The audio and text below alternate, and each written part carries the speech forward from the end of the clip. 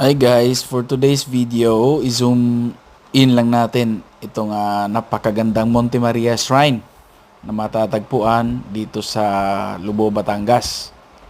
Ayan, nakasakay pala ako dito ng to go na barko galing Mindanao papuntang Maynila at maradaanan natin itong napakagandang Mama Mary Shrine na matatagpuan dito sa Batangas.